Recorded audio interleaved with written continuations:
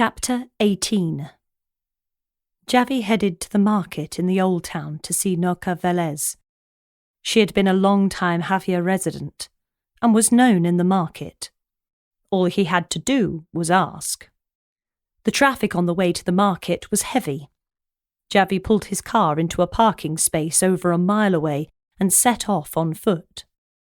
Javi had been neglecting the physical side of his well-being for a while. A regular runner, swimmer, cyclist and walker, he had barely left the sofa after work for a month. There was just something blocking him from getting out there and getting on with it.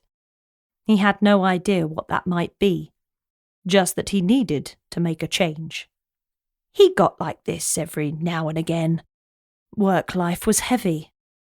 The oncoming summer, when the number of people in the town swelled, was just around the corner. He needed a break, to recharge the batteries.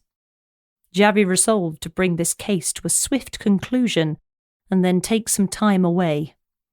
He had no idea where he wanted to go, but wherever it wasn't Javea. 2 weeks without thinking about the place he lived and worked in would do him the world of good. 10 minutes hard walking later, and he was on the edge of the market. It was a pleasant stall, the edges framed with purple flowers Javi recognised but couldn't name for the life of him. They reminded him of a friend's garden. He loved the way beautiful gardens looked, but didn't have the patience to make them look that way himself. He took a travel-sized can of deodorant from the pocket on his sleeveless jacket and sprayed his underarms. It wasn't that he's forgotten to shower, just the sweat he'd worked up on the walk over. And in Javi's book, nobody wanted to smell that. He watched a few customers come and go.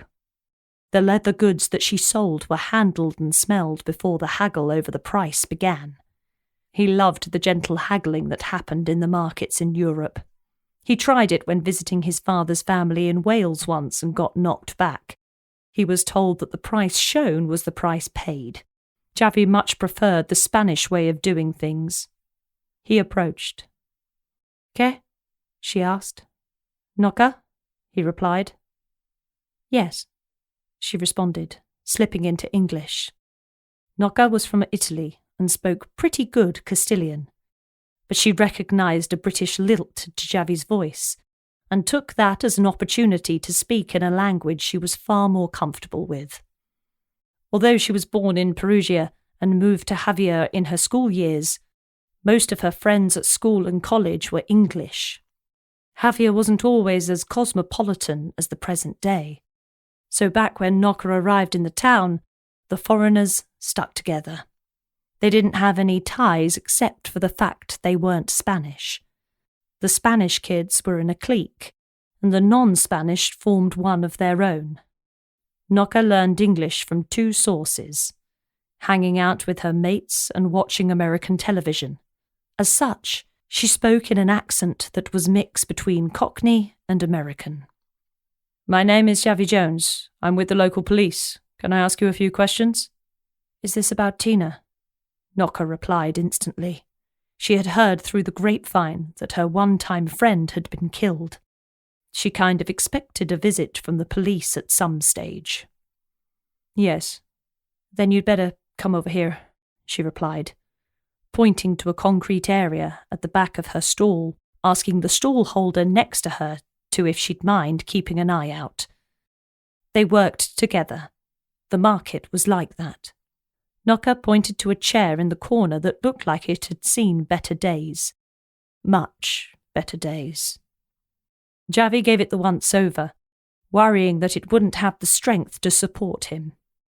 It wasn't the only thing in his presence that had seen better days. According to the police record system, Noca should have been in her 40s, but she looked at least 60.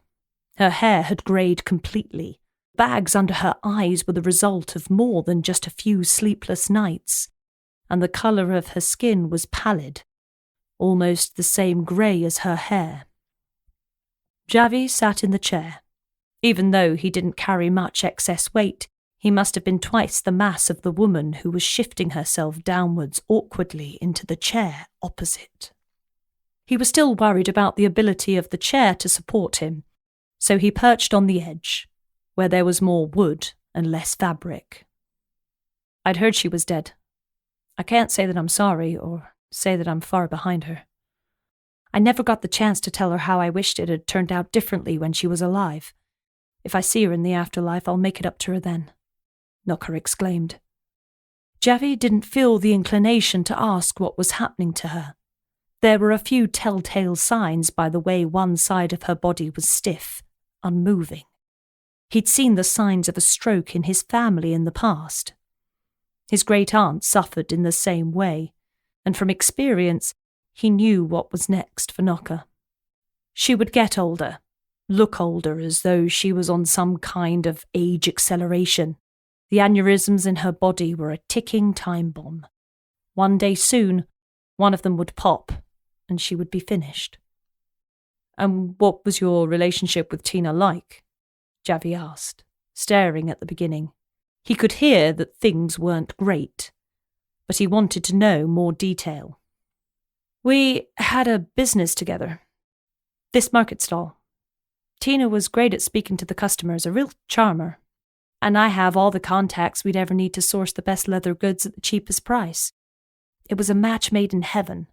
Not that she'll be going to heaven." "And what happened?" Javi asked, trying his best to ignore the bitterness in her voice.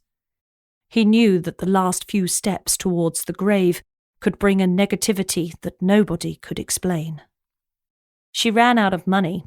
She asked me to buy out her half of the business. I offered what I thought was a fair price. She wanted to double it.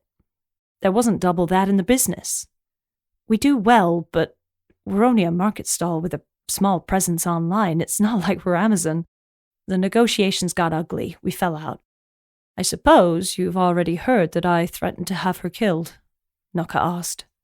"I've had no idea," Javi responded. "Then why are you here?" "To ask questions, find out what I can," Javi replied, seeing that her strength wasn't up to much more questioning.